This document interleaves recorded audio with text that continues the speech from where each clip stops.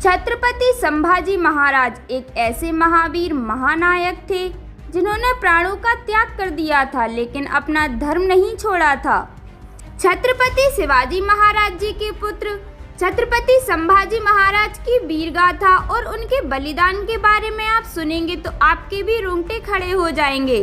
वैसे साहस और वीरता का वरदान संभाजी को अपने पिता शिवाजी महाराज से विरासत में मिला था। संभाजी महाराज का जीवन और उनकी वीरता ऐसी थी कि उनका नाम लेते ही औरंगजेब के साथ पूरी मुगल सेना कांप उठती थी।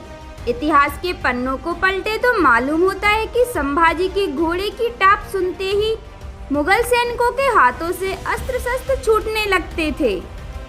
आइए जानते हैं संभाजी महाराज के जीवन के बारे में। उनके जन्म से लेकर मृत्यु तक के तथ्यों को हम आज की इस वीडियो में जानेंगे। तो चलिए वीडियो को स्टार्ट करते हैं और जानते हैं उनके इतिहास के बारे में। 17वीं सेंचुरी का हिंदुस्तान मुगल एम्पायर अपने सुनहरे दौर पर था।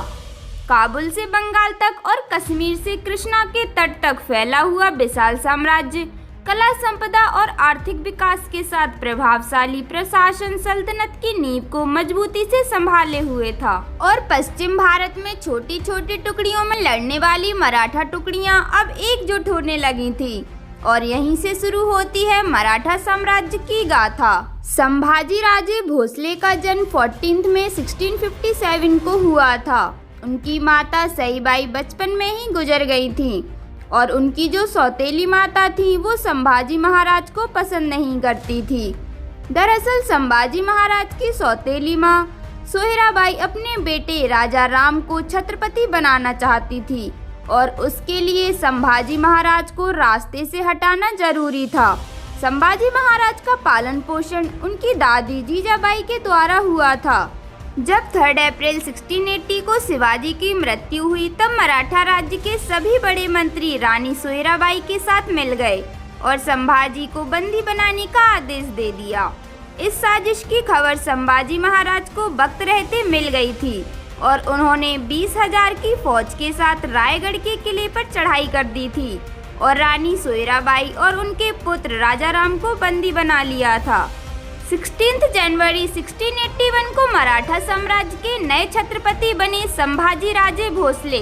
अपनी वीरता का सबूत देते हुए संभाजी ने मुगलिया सल्तनत के औरंगजेब और बुरहानपुर के किलों पर धावा बोल दिया और एक साथ ध्वस्त कर दिया। शिवाजी के बाद औरंगजेब को ऐसा लगा था कि अब दक्षिण राज्य को आसानी से हासिल किया जा सकता है, लेकिन संभाजी के साहस ने औरंगजेब के मंसूबों को चूर चूर कर दिया था। आइए जानते हैं संभाजी महाराज की मृत्यु के बारे में। औरंगजेब ने उन्हें किस प्रकार दर्दनाक मौत दी थी। हिंदुस्तान में अगर कोई हिंदू हारा है तो वो सिर्फ धोखे के कारण। धोखेबाजों और मौका फरस्त लोगों की कमी नहीं है। संभाजी महाराज के साथ भी कुछ ऐसा ही हुआ था। जब औरंगजेब को सिखों से यह पता चला कि संभाजी महाराज संगमेश्वर में हैं, तो उन्होंने खबर मिलते ही अपनी मुगलिया फौज को 2000 घुड़सवारों के साथ संगमेश्वर की ओर रवाना कर दिया। अचानक हुए हमले से संभाजी और उनकी छोटी सी फौज हड़बड़ा के रह गए। मुगल सैनिकों को पास आता देख मराठा सैनिकों ने वीरता से उनका सामना किया, लेकिन उन्हें पता था कि 2000 मुगल सिपाहियों के सामने संभाजी को बचाना नामुमकिन था। 1 फरवरी 1689 को आखिरकार संभाजी राजे भोसले बंदी बना लिए गए। औरंगजेब की इकलौती ख्वाहिश पूरी हो चुकी थी। संभाजी महाराज को मुगलों ने बंदी बनाकर संगमेश्वर से बहादुरगढ़ तक हाथियों के पीछे घसीटा। लोग उन्हें भाले से चोटते थे, पत्थर फेंकते थे। जंजीरों में जकड़े संभाजी महाराज के शरीर से खून रिसता रहा और संभाजी को पता था कि मौत आसान नहीं होगी और औरंगजेब का जुनून देखना भी बाकी था।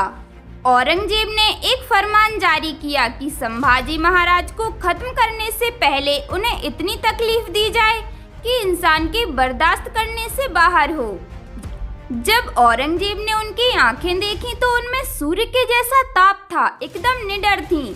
औरंगजेब ने तुरंत कहा कि इनकी आंखें फोड़ दी जाएं। संभाजी को अंधा कर दिया गया।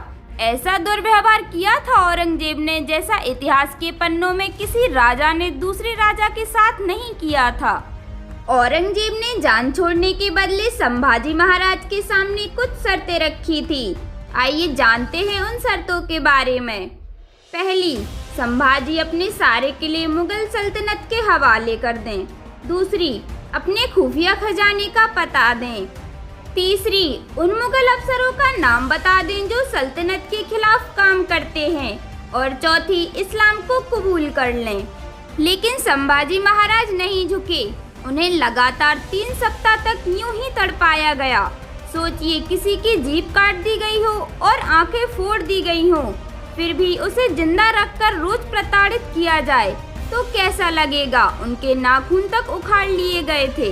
और 11 मार्च 1689 को महज 31 वर्ष की उम्र में छत्रपति संभाजी महाराज तुलापुर में शहीद हुए।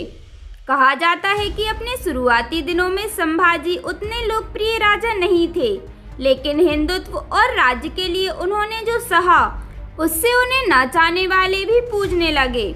और दूसरी तरफ औरंगजेब सोच रहा था कि अब उसने अपने सामने की सबसे बड़ी रुकावट को खत्म कर दिया है और अब कोई भी उसके सामने खड़े होने की हिम्मत नहीं करेगा और हर जगह केवल मुगलिया सल्तनत का परचम फहराएगा।